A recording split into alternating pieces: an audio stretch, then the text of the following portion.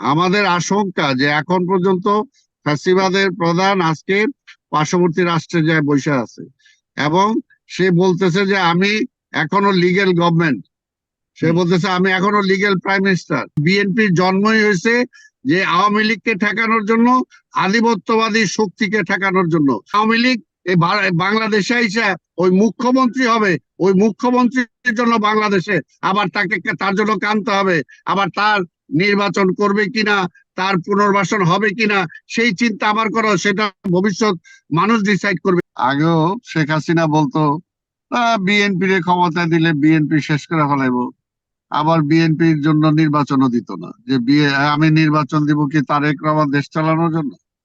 তো এখনো বলতেছে এটা যে সব বিএনপি চুরি করতেছে, এই করতেছে, ওই করতেছে, তাহলে বিএনপির ভোট দিবে কেন মানুষ? আবার বিএনপি ক্ষমতা এসে পড়বে, এই জন্য বিএনপি ভোট দেব না। সেলফ কন্ট্রাডিক্টরি কথাটা হচ্ছে না? আর আরেকটা কথা হলো যে এটা কি গ্যারান্টি ওই যে জেনারেল সাহেব দিতে পারবে যে এই গভর্নমেন্ট ডিক্টেটরশিপ চালাইলে এই সবকিছু সমাধান হয়ে যাবে?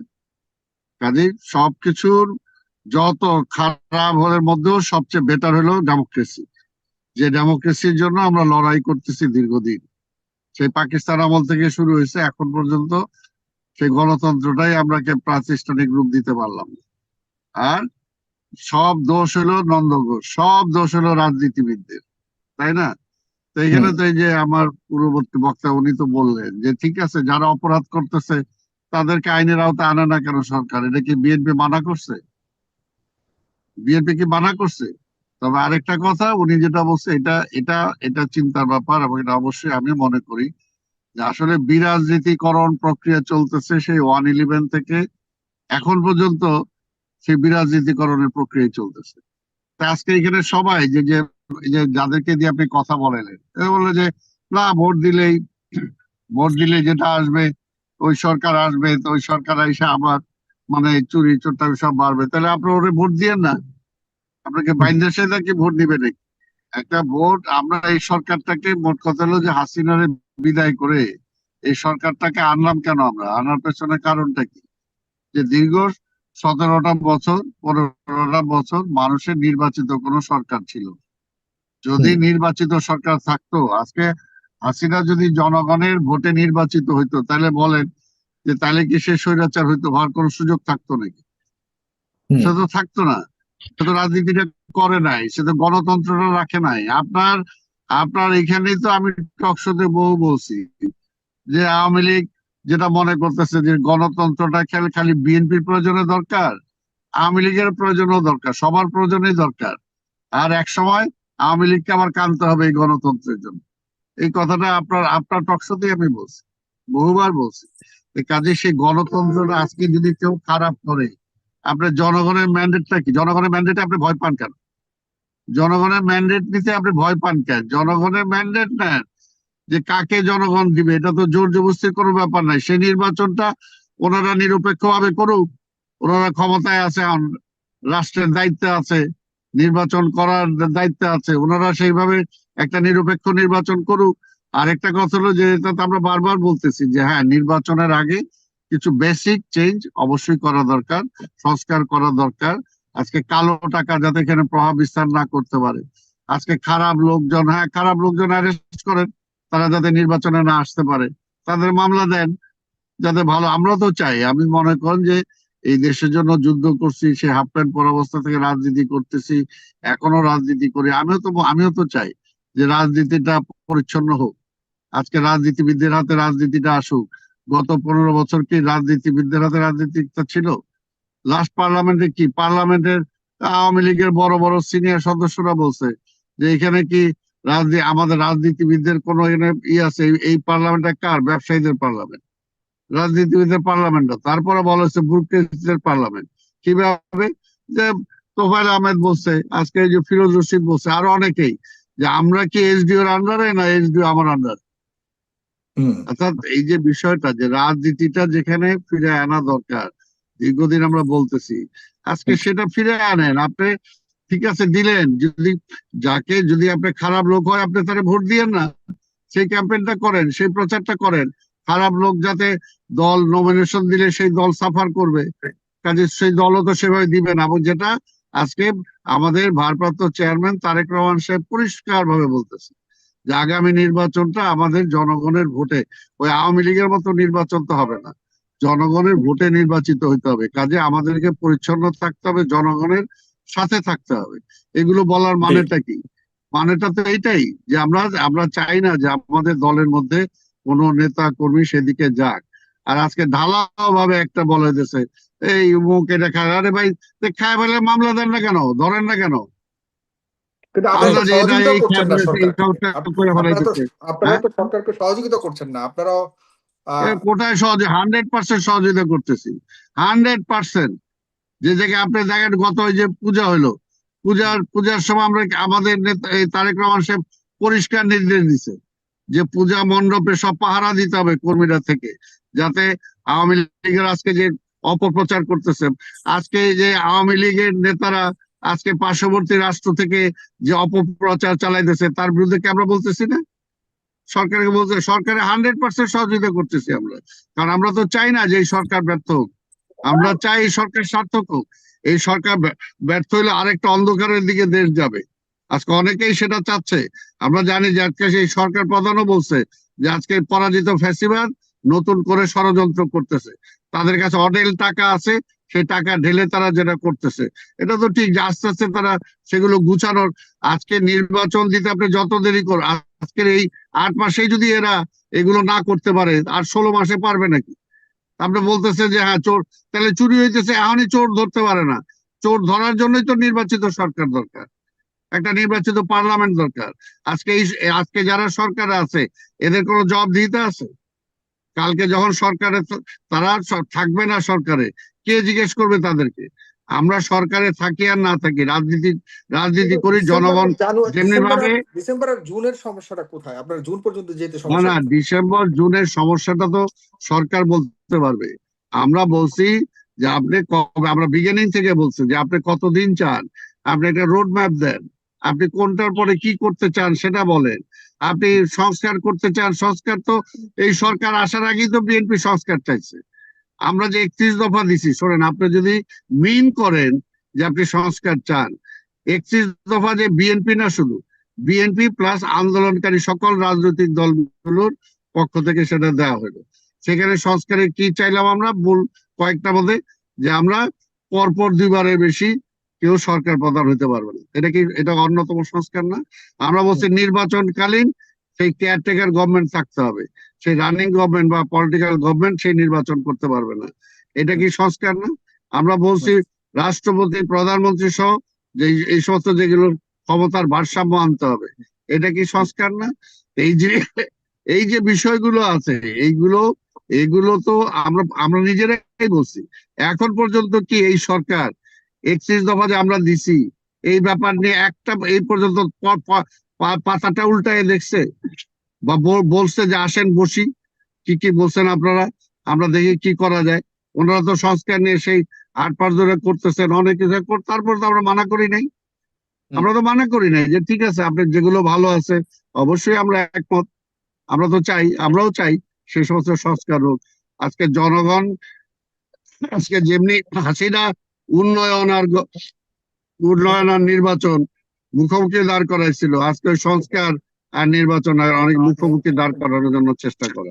এটা আসলে এটা একটা সস্তা আপনার কথা মুখোমুখি দাঁড় বলে করানোর চেষ্টা, এই সমস্যা জায়গাতে কি। একটু জানতে চাচ্ছি, এই জায়গাতে একটু বুঝতে চাচ্ছি, মুখোমুখি দাঁড় করানোর চেষ্টা করা হচ্ছে আপনি বলছেন।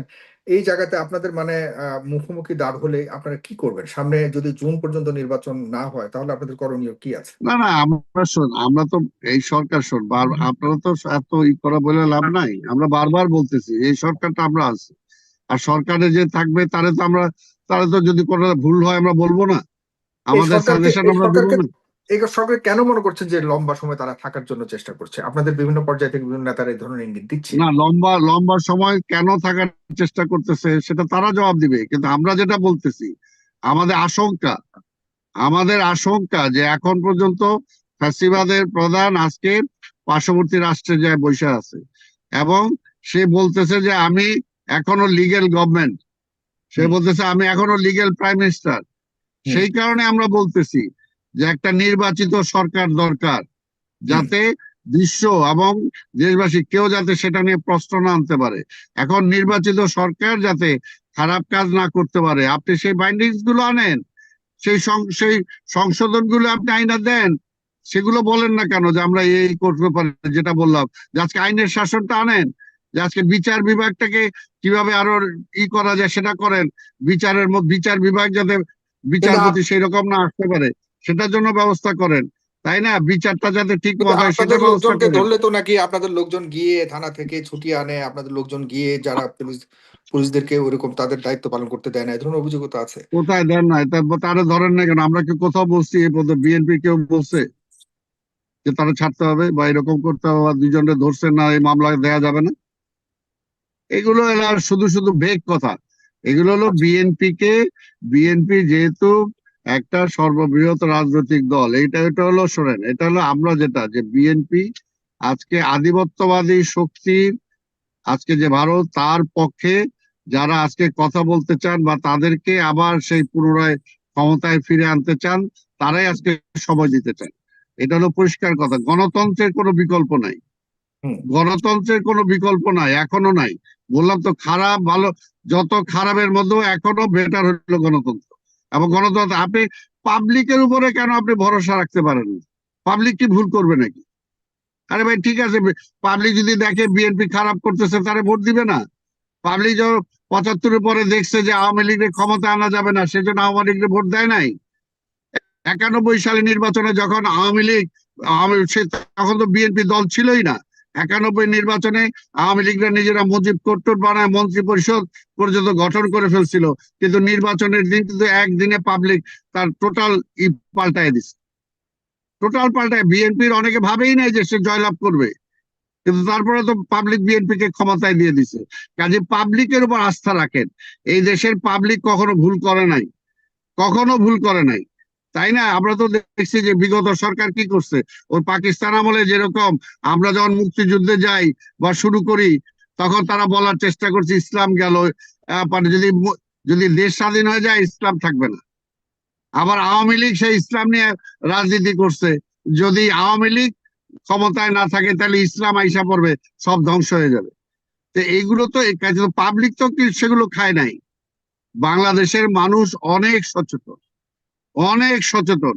আজকে দেখছেন যে কিভাবে আজকে গাজায় আক্রমণের পরে যেভাবে আজকে সারা দেশের মানুষ এক হয়ে রাজপথে নামে আসছে।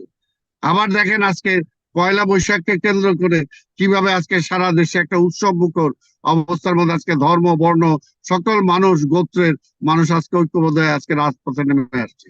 বাংলাদেশের মানুষ কখনো অন্যায়কে বেশি দিন সহ্য করে না, এবং সত্য যেটা সেটার পক্ষেই থাকে, কারো কেনা না। এই যে অনেকে বলে আরে আওয়ামী লীগের এত ভোট আছে তারা কই যাবে? আরে ভাই কিসের ভোট? পাবলিক কেনা না কারো। ওই যে বললাম, যদি সেটা হইতো তাহলে আজকে শেখ মুজিবের অবস্থান এখানে যাইতো না, হুম। আজকে হাসিনার অবস্থা এরকম পালাইতে হইতো না, যদি সেটা আজকে থাকতো, তাই না? পাবলিক কারো কেনা না। যদি কেউ খারাপ করে তার পক্ষে পাবলিক থাকবে না, তা আপনি ভোট দিতে কেন ভয় পাবেন? যদি বিএনপি একেবারে গণধিকৃত দল হয়ে যায় যে না বিএনপি কোনো কিছু করতেছে না, তাহলে বিএনপির ভোট দিবে না। আপনি ভোট দিতে চাবেন না কেন? এটা তো আপনার রাইট নাই, এটা তো আপনার রাইট নাই, আপনি এটা পারেন না। তাহলে তো আপনি আরেক ফ্যাসিস্ট হয়ে গেলেন, তাই না? এটা তো আপনি পারেন না। সেটা তো যে কোনো অবস্থাতেই হোক আপনাকে একটা নির্বাচিত সরকারের কাছে আপনাকে ক্ষমতা অর্পণ করতেই হবে। আপনি দীর্ঘদিন বেশি দিন তো আপনি সেইভাবে ক্ষমতায় থাকতে পারেন না। এটা কাজে এটাকে অন্যভাবে মূল্যায়িত করার কিছু নাই যে না বিএনপি এটার জন্য এটা করতেছে, ক্ষমতা আসছে। আরে ভাই, বিএনপি ক্ষমতা যদি চাইতো বিএনপি, বেগম খালেদা জিয়া প্রধানমন্ত্রী তো ছেড়ে দিছে এই সংস্কারের জন্য। যখন এই জামাত আওয়ামী লীগ সহ এরা আন্দোলন করছিল যে না দলীয় সরকার অধীনে নির্বাচন হবে না, সেই নির্বাচনে যখন বেগম খালেদা জিয়া প্রধানমন্ত্রী হয়ে গেল, তারপর সবার দিকে চায় তিনি ক্ষমতা ছেড়ে দিচ্ছেন। ক্যাটেগরি বিল নিজে পাশ করেছেন পার্লামেন্টে পাশ করে তারপরে নির্বাচন দিয়ে দিচ্ছেন। কাজে বিএনপি ক্ষমতার জন্য রাজনীতি করেন। এইবারও যদি 5ই আগস্টে বিএনপি চাইতো, অনেকে তো বলছেন জাতীয় সরকার গঠন করার জন্য, তো বিএনপি তাহলে তো বিএনপির নেতৃত্বে সব দলকে নিয়ে বিএনপি ক্ষমতায় যেতে পারতো, ক্ষমতায় শেয়ার করতে পারতো। তো কাজে ক্ষমতাটা না, আমরা এখানে বিএনপির জন্মই হয়েছে যে আওয়ামী লীগকে ঠেকানোর জন্য, আধিপত্যবাদী শক্তিকে ঠেকানোর জন্য। যে আধিপত্যবাদী শক্তি কখনো বাংলাদেশের রাজনীতিকে রাজনৈতিক ধারায় প্রবাহিত হতে দিচ্ছে না। দুই লাইনে যদি একটু বলতেন বিএনপির আসলে ইন্ডিয়ার প্রতি তাদের দৃষ্টিভঙ্গি কি, আর আওয়ামী লীগের বিচার নিয়ে তাদের অবস্থান কি, দুই লাইনে যদি পরিষ্কার কথা, আমার ইন্ডিয়া যে সমস্ত বিষয়, আমার মৌলিক যে সমস্ত বিষয় হস্তক্ষেপ করে, আমি তার বিরুদ্ধে বলবোই।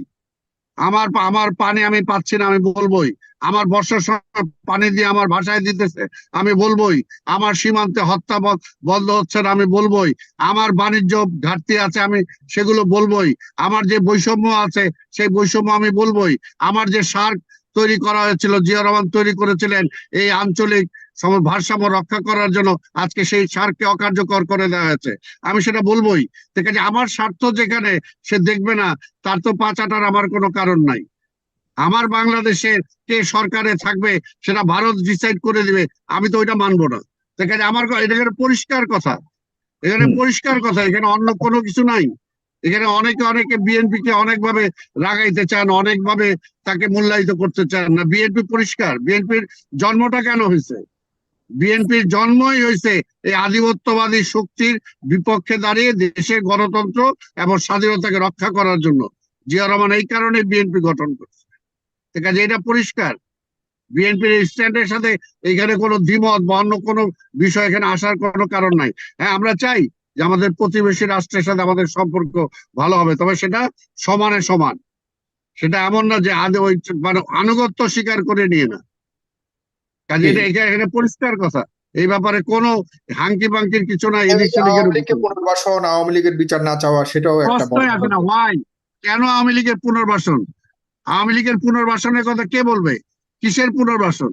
যারা পুনর্বাসনের কথা বলবে তারাই তারাই ওই আধিপত্যবাদকে ফিরে আনতে চায়। পুনর্বাসন কি? আওয়ামী লীগ তো নিজেই গণতন্ত্রে বিশ্বাস করে না।